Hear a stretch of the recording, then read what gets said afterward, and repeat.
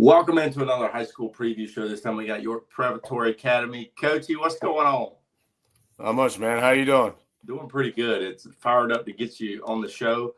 I know me and Sammy talk all the time about getting these new programs that haven't been on the high school preview show yet this year, and we're excited to get you guys on here and talk about let you kind of expose your guys a little bit.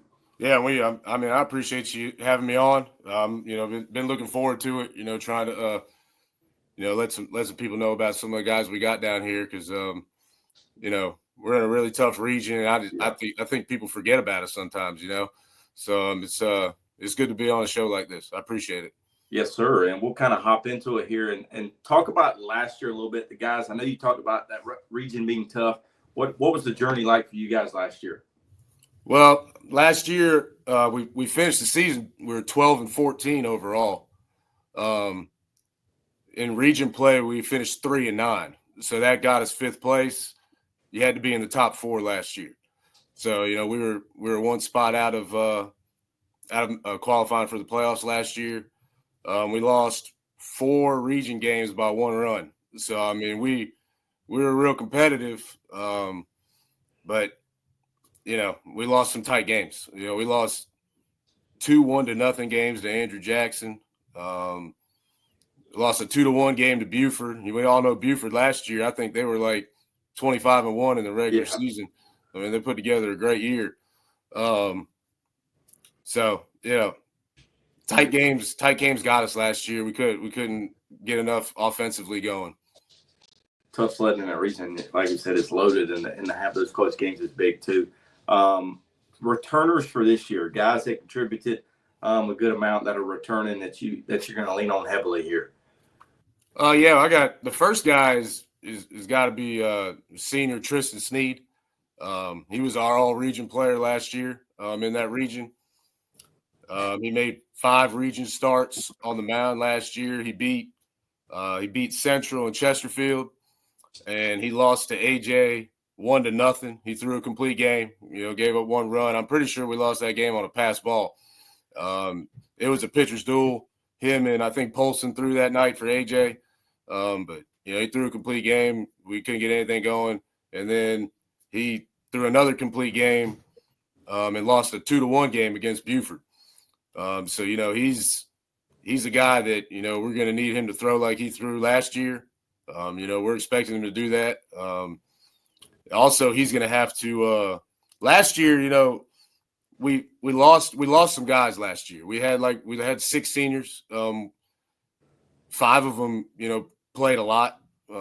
Pretty much played every day. So now, Tristan last year, he pretty much, all he had to really concern himself with was pitching.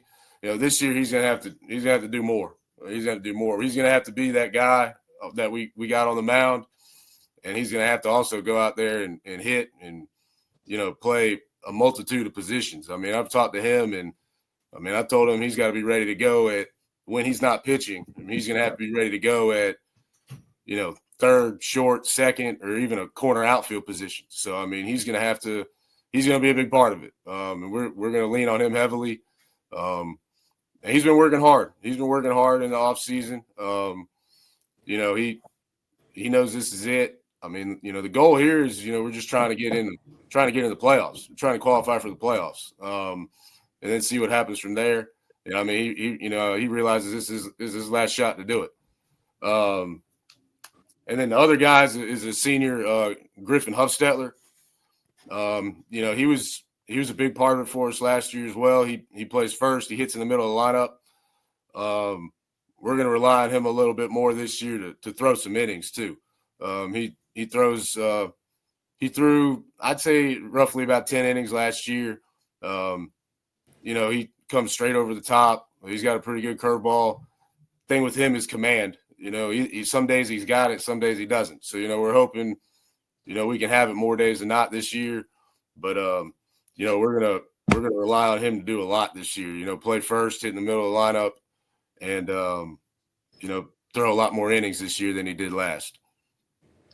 Coach, I know you talk about those returners. What about and you lost some guys as well. What about guys that kind of step up in that role, those newcomers? Will they be young guys or guys that kind of transferred in? I don't really have like any like new guys. I've got people that have been around, but I mean we need them to step up this year. I mean, I've got a couple guys that are going to be 10th graders this year. They've been playing varsity baseball since they were in 8th grade. I mean, they've been playing since 8th grade. So, the first guy is Lucas Hope. He's going to be a 10th grader. He's going to play outfield every day. He's a great defender. We're really hoping that we see, a jump in his offensive production this year. The last couple of years, he hasn't really been that great. But, he was an 8th grader playing against, varsity guys, so, 8th and 9th grade, hopefully this year he can make a big turn offensively and help get us going there. And he didn't pitch last year at all, but he's going to get some innings this year. I don't know if they'll be, real big innings. They may be like some non-region innings, and then, we'll see what happens after that. But he's going to throw some innings as well this year too. And then the other sophomore is Luke Burrell. He's going to take over the everyday catching job. He's been kind of blocked by a guy, Spencer Curtis, who was here for a long time, who just graduated. So, he's been playing. He's been playing a little third. He's been, DHing some in the past. And, he's been catching in spots too. But this is the first year that he's going to have to take over that everyday role as the guy behind the plate and catch, 20, 23, 24 games this year for us. And he'll also hit somewhere in the middle of the lineup. Him offensively, he had a pretty good year last year offensively. So we're hoping, every year he, it just keeps on getting better with him offensively, and we feel good about him behind the plate too. He's a pretty good defender back there, and we just got to make sure we keep him healthy. Yeah, no doubt.